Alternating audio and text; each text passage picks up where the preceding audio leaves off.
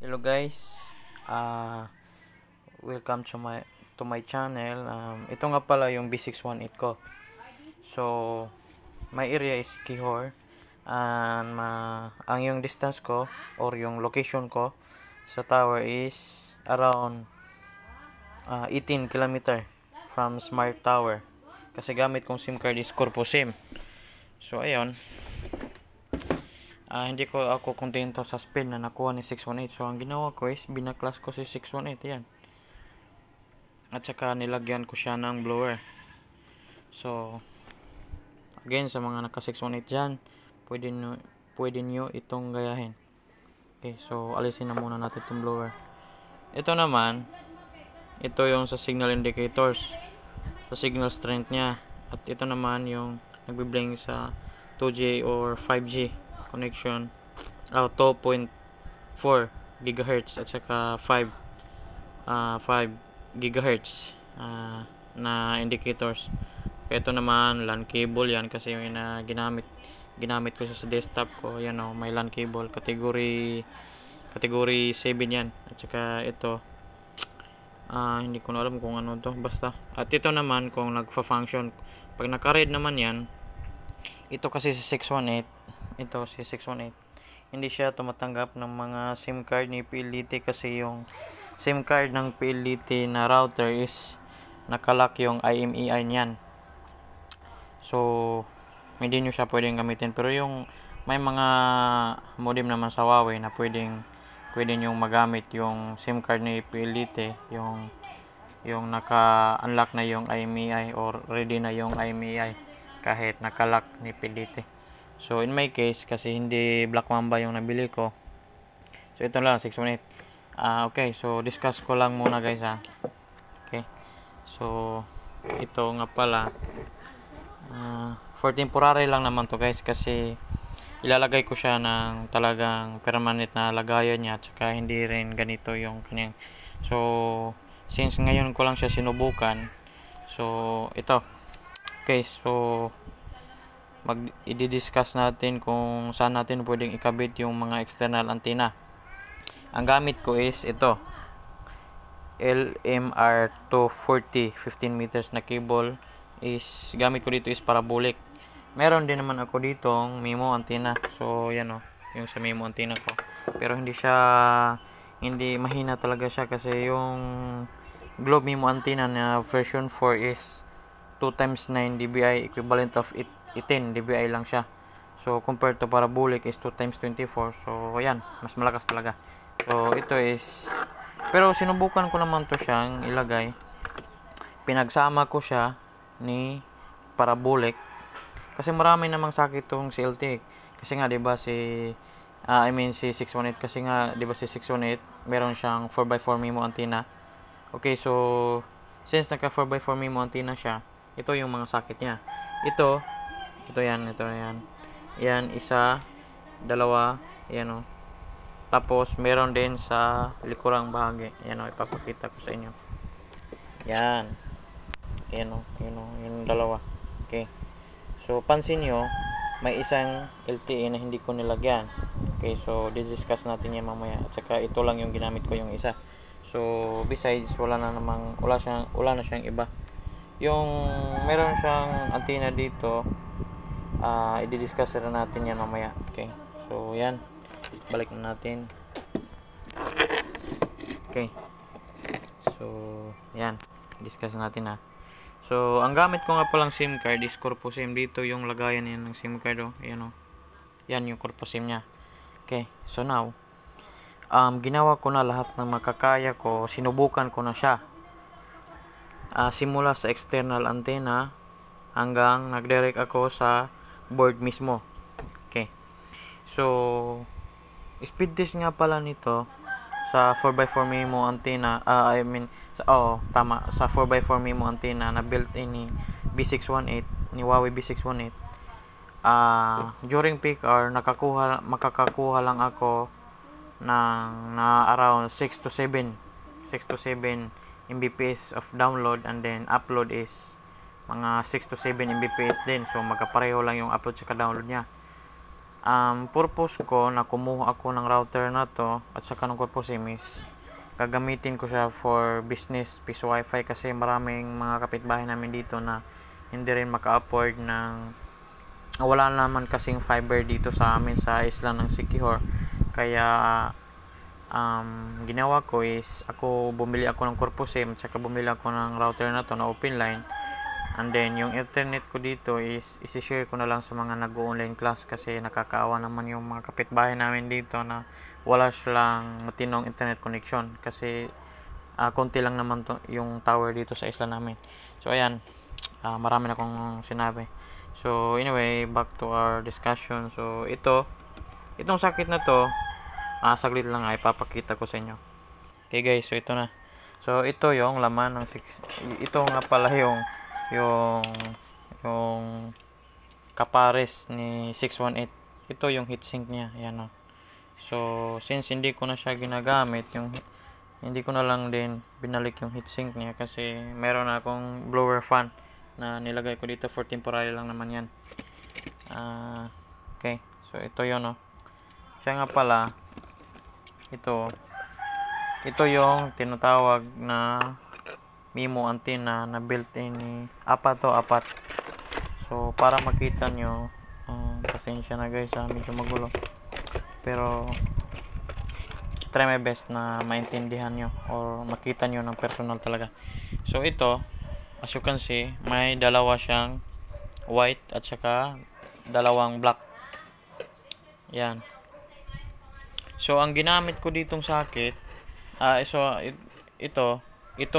sakit na pinagkabitan nito is ito yung nakikita nyo, yan. Ito kasi yung sakit sa black sa Huawei sa 618 at saka ito naman sa white. Yung sa white kasi nilagyan ko siya using Globe MIMO para din mas ma-boost parabolic ang saka MIMO. Gusto ko sana i-combine pero walang ipik eh. Lalo lang siyang humina. Kung parabolic lang malakas, pero pag nilagyan ko siya ng MIMO, dito ko naman ikinabit yung MIMO, parang bumaba yung speed ko. So it's better na sa black na lang kasi tinry ko na yun si parabolic nilagay sa white. Ito diba, ito white to. So bali ito dito siya nakakonect. So ayan, so dyan siya nakakonect itong white. So nilagay ko si parabolic dito, wala talaga siyang internet connection, as in wala siyang speed. So iwan ko lang kung anong purpose ng white kasi bali kung kumbaga sa kuryente is ang black is positive, ang white is negative. So ganun yung pagkakaintindi ko. Saka ito naman may nakalagay din naman dito, black saka white. Ito yung lagayan ng mga MIMO antenna. Yan, so parang ganyan siya. So tinanggal ko siya kasi hindi ko na siya ginagamit. So ayan, tapos ko nang i-discuss ha. Tandaan nyo, black at saka white. So pag nagkabit kayo ng parabolic guys, dito na lang sa sakit ng black, huwag dito sa white kasi walang connection talaga eh. Kung gusto nyo ring i-try, nasa sa inyo naman yon. So ito nga pala yung parabolic, ipapakita ko sa inyo mamaya yung ginawa kong parabolic. So ayun, tapos na tayo guys. So si 618, tsaka sinubukan ko rin siyang gamitan ng splitter. Ito papakita ko sa inyo. Ito guys, splitter. So kung gusto, kasi may nakita akong video doon sa YouTube na nag-split siya from parabolic. So ang ginawa ko is bali yung isang sakit, yung isang sakit nito, ito siya. Ginamitan ko siya nito. So ang ginawa ko is kinoconnect ko tong dalawa, pinagdugtong ko dito. Pinagdugtong ko siya diyan. Tapos yung SME naman is parang ganito, and then yung ito tsaka dito dinugtong ko dito.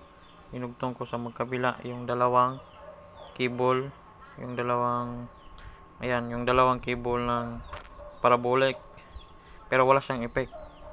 Tsaka sinubukan ko rin black to black pa rin. Yung isa sa parabolic, yung isa sa parabolic, at saka yung isa naman doon sa likod is sa MIMO. So wala talaga siyang bali ginawa ko na lahat ng posibleng mangyari pero wala. ito lang talaga ang pinaka the best na setup. Bale, yung ginawa kasi natin is pinalitan natin, hindi nyo na siya po, wag nyo na siyang iset into external kasi hindi tayo gumagamit ng external antenna, hindi tayo dumadaan dito sa external. So ang ginawa natin is yung built-in na 4x4 MIMO antenna is pinilatan natin into parabolic. So ayan So wag niyo kalimutan guys sa black. Kung gusto niyo ring mag-experiment, mag-experiment din naman kayo. Basta ako, ginawa ko na yung experiment ko. Pinaghalo ko sa black and white at saka white to white, walang nangyari. Ito nga may kasama pang MIMO para mas ma-boost pa, pero wala talaga. Ito naman guys, yung nakita nyo kanina, hindi po yan antenna. Tatlo yan.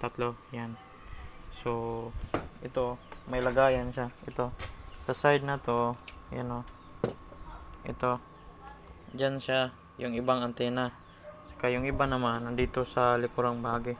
So ang purpose nga pala niyan guys, ito, hindi sila kasali kasi 4x4 MIMO lang antena. So kung isasali pa natin to, magiging 7 MIMO antena na siya. So hindi ganoon. Ito yung signal sa Wi-Fi. So kung may mga cellphone for example nakakonek kay B618, siya yung nagbibigay ng signal sa mga wireless na connection kung nagko-connect ka sa Huawei. So kung tatanggalin mo to, kung more than 5 meters ka na from this router, so mahirap ka na makakonect, minsan nawawala na yung connection mo. So ito yung purpose ng mga ng mga antenna to. So hindi siya kasali sa MIMO antenna for 4G LTE antenna. So sa Wi-Fi lang talaga siya. So temporarily kinakabit ko lang naman siya kasi hindi ko pa siya na setups. Hindi pa kasi dumating yung piso Wi-Fi ko. So ayun guys, ibabalik na muna natin to. Ngayon naman ipapakita ko yung parabolic ko. So yung parabolic ko nga pala is gumawa ako ng sarili kong parabolic, pero same design lang naman. Pero yung size ng parabolic na ginawa ko guys is malaki kumpara sa original na parabolic. Sandali lang, align lang muna natin. Yan, okay. So na-discuss ko na sa inyo yung mga parts. Okay guys, so ito nga pala yung ginawa kong box na paglalagyan ng window machine ko. So gumawa na lang muna ako ng temporary na box ko for piso Wi-Fi kasi bumili ako ng window kit. So ako na lang mismo yung gumawa ng box. So ito naman ipapakita ko yung parabolic antenna ko na ako mismo yung gumawa. Yan. Okay. So ayan na siya guys. So yan. As you can see, yan si parabolic. 2x24 dBi yan. Yung ginawa kong grid niyan kasi nakipag-chat ako sa seller ng Feedhorn. Nagtanong ako kung meron ba silang separate na binibintang kapares ni parabolic, yung tinatawag nilang grid reflector. So sabi niya meron naman. Tapos pagtingin ko sa price is 5,600. So ang ginawa ko is gumawa ako ng sarili kong grid. Yan yung Feedhorn. So yung grid niya is mas malaki sa mga original na parabolic. So I think malaki siya ng mga 4% sa mga original na parabolic na grid. So ang taas lang naman yan is from dyan sa tinatayuan niya is mga up to sa kanyang kinalalagyan is mga 35 feet lang naman siya. So hindi siya masyadong mataas kasi wala na akong tubo na panglagdag. At saka mabigat rin naman yung ginawa kong grid kasi bakal yan So ang ginawa ko is since bakal naman siya, kung bakal yung gagamitin ko, wala kang makukuhang signal kasi hindi makakapag-aggregate ng signal yan kasi hindi aluminum. So ang ginawa ko is binalot ko bawat isa na bakal ng bumili ako ng aluminum foil, mura lang naman yon. Saka screen na aluminum din. Ayan o, may screen yan. Yan. Pero may butas yan sa mga gitna para pag ano ng hangin, malakas na hangin, hindi siya parang ganon kasi. So kasi medyo ano yung kwan. Hindi ko pa yan nilagyan ng lock kasi kaya naggaganyan ganyan pa siya. So ayan. So ayan yung parabolic natin. So size pala niyan is 6mm na round na metal. O yung tawag na sa amin ito is kabilya ba yan sa Bisaya. Kaya yan. So naglagay ako ng maraming brace na alambre para hindi siya ano ng malakas na hangin. Saka sige, papakita ko naman sa inyo yung speed test. Okay guys, so ito naman yung speed test niya. Okay guys, so ito naman yung speed test niya. So ayan, naka 53 yung download speed niya, tsaka 15 yung upload speed niya. So ayan, ang layo talaga ng difference. Dati naka 6 to 7 Mbps lang ako. Ang layo ng distance ng tower sa area ko is around 18 to 20 km siguro. So malayo. Tsaka marami din namang puno dito sa amin. Yan, so ginagamit ko siya for LiDAR. And then pero intended ko talaga siyang ginagamit is for piso wifi business. Kasi nakakaawa kasi itong mga kapitbahay ko dito, may mga estudyante kami dito, wala silang matinong internet connection. Kaya ang ginawa ko is ko na lang magpo-provide ng internet connection sila kanila. So bali maghuhulog na lang sila. So ayun, ipapakita ko naman yung area ko. Diba ito si parabolic, ayan. So si parabolic, nakaharap siya doon kasi walang masyadong puno naman doon eh. Doon sa area na yan, walang masyadong puno. Yan o. Makita mo, kaya si parabolic, doon ko siya iniharap. Tsaka yung tower ko namin, nasa bandaron. Yan, sa bandaron. Kung doon ko siya iharap, kasi point to point to, yung parabolic, sabi nila point to point. Pero hindi naman siya nakakakuha ng signal kung doon ko siya iniharap kasi maraming punong nakaharang doon. May bundok pa. So dito ko na lang siya iniharap kasi malakas yung signal niya or connection niya dito banda. So dito ko na lang siya kasi dito sa likurang side rin maraming puno, yan o. Marami kasing puno dito sa amin eh. So hindi naman nahihirapan si parabolic na makakuha ng signal. So ayan guys, may tao kasi. Sige, salamat. Subscribe na lang. Salamat.